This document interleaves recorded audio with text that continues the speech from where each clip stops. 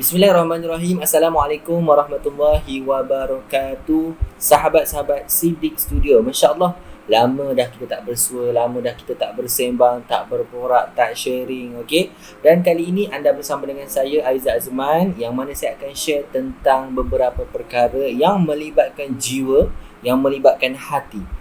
Dan tajuk kita pada episod kali ini adalah rawat hati. Mengapa seseorang itu boleh terkena penyakit hati, rasa tidak tenang dan sebagainya? Kerana salah satu faktornya, kalau kita menurut ajaran Islam, menurut Islam, kita terlalu banyak dosa. Bila kita terlalu banyak dosa, kita akan jadi malas untuk ibadah, kita akan jadi malas untuk buat itu, buat ini dan sebagainya. Sebab itu punca mengapa hati kita jadi tidak tenang. Salah satu faktornya adalah kerana dosa. Yang kedua, kerana kita terlalu banyak masalah dalam hidup kita, beban dan tekanan, itu yang menyebabkan kita jadi tidak tenang. Dan dari situ kita boleh lihat sebenarnya harta paling berharga dalam hidup kita adalah ketenangan jiwa, ketenangan hati. Dan kita dah tahu faktor-faktor yang menyebabkan hati kita tidak tenang. Kita dah tahu, kadang-kadang kita boleh fikir sendiri, muhasabah sendiri. Kenapa kadang-kadang hati aku tak tenang? Kita boleh muhasabah sendiri, betul tak? Dan kita kadang-kadang mencari di mana jawapannya. Dan di sini saya nak suggest bahasa Inggeris. Saya nak cadangkan, saya nak nak beri panduan yang mana kalaulah kita rasa kita ni tak tahu dah, tak jumpa dah hati kita kat mana, ini cadangan, ini pandangan ulama kita. Pandangan Imam Al-Ghazali. Siapa tak kenal Imam Al-Ghazali ni? Imam Al-Ghazali ni adalah ulama besar, ulama yang sangat terkenal dalam bidang tasawuf. Bidang tasawuf. Okay, Masya Allah. Tasawuf ni kita tahu kan, bab-bab penyucian jiwa, penyucian hati ni, bab tasawuf. Jadi Imam Ghazali sebut, kalau kita nak mencari hati kita, nak mencari jiwa kita yang telah mati, pertama sekali cari jiwa kita ketika mana kita sedang melakukan ibadah solat. Sebagai contoh, kita solat, Allahu Akbar. Kita solat betul tak? Kita baca Al-Fatihah, Alhamdulillahi Rabbil Alamin, Ar-Rahmanir-Rahim. Kita baca sampai habis. Sampailah kita habis solat. Dan masa kita tengah solat tu, kita tak tak bergetar jiwa kita. Kita tak ada rasa dalam jiwa kita. Orang Kelantan sebut tak naik rang. Tak naik dia punya rang tu. Orang kata apa? Naik seh dia tu. Dia tak naik. Jadi nak kata itu mungkin tandanya hati kita dah mati. Dan dalam solat kita cari hati kita tak jumpa. Kata Imam Ghazali, pergi peringkat yang kedua, cari hati kita ketika mana kita sedang membaca Al-Quran. Sebab Ibnu Abbas sebut, bila kita tak tenang, kita nak mencari ketenangan jiwa, carilah ketika mana kita sedang baca Quran ataupun kita zikrullah, zikir kepada Allah.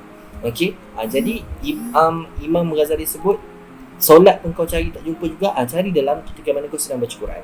Cuba buat baca Quran. Bismillahirrahmanirrahim. Yasin wal Quranil Hakim. Masya Allah. Duduk mengaji tu tak ada rasa juga, tak bergetar juga. Hati ni masih lagi jadi batu. Mak ayah nasihat, jangan buat ni, jangan buat tu, tetap juga berdegil, tetap juga nakal, tak mau dengar nasihat orang, tetap degil juga.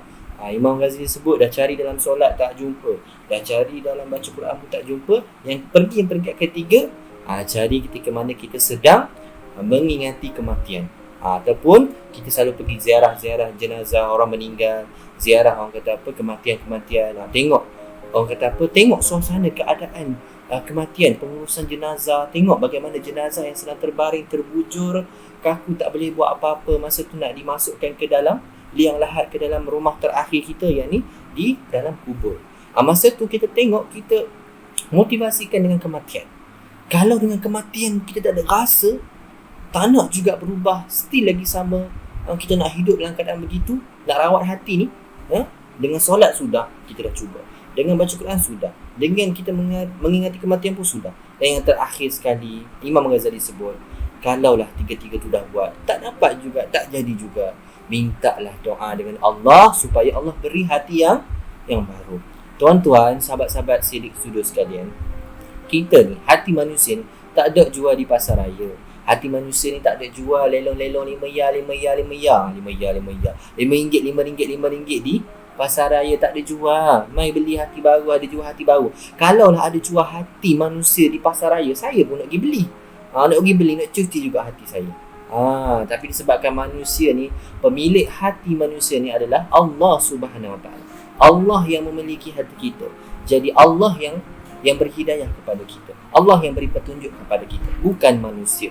Terkadang petunjuk dan hidayah tu boleh datang melalui manusia tu, bukan sebab manusia tu yang bagi kita hidayah, tidak, tapi itu perantaraannya daripada Allah juga. Jika Allah berkehendak kun fayakun, maka jadilah ia. Dan tidak ada sesiapa ataupun makhluk mana boleh melawan kehendak Allah jika Allah sudah berkehendak. Jadi itu cara yang terakhir yang Imam Ghazali sebut, cara kita nak merawat hati kita, nak cari hati kita. Yang terakhir sekali, lepas pada kita dah buat solat sudah, baca Quran sudah, mengingati kematian sudah, dan yang terakhir sekali Imam Ghazali sebut, bila mana hati kita susah sangat, mintalah doa dengan Allah.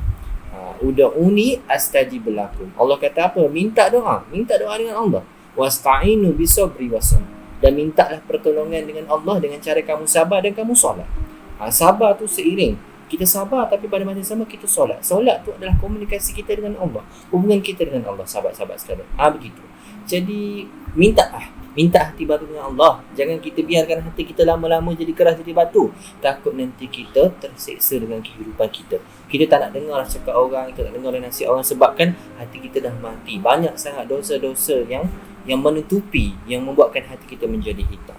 Kalaulah kita boleh nampak hati kita tu hitam, Allahu Akbar, kita pasti malu, kita pasti geli, sebab baunya sangat-sangat busuk. Kalau hati yang kotor, macam kita lah, kita bawa benda busuk, bau sampah ke, bau apa ke, betul tak? Kita pun tak tahan, betul? Begitulah. So sahabat-sahabat sekalian, itu adalah kaedah-kaedah cara kita merawat hati. Jadi semoga bermanfaat apa yang saya kongsikan ini. Jika salah dan silap, saya mohon ampun, mohon maaf. Moga apa yang saya sampaikan ini bermanfaat untuk semua. Terima kasih sahabat Siddiq Studio. Kita jumpa lagi di lain episod, di lain hari, dalam episod yang berikutnya dengan tajuk yang berikutnya. Wallahu alam. Assalamualaikum warahmatullahi wabarakatuh.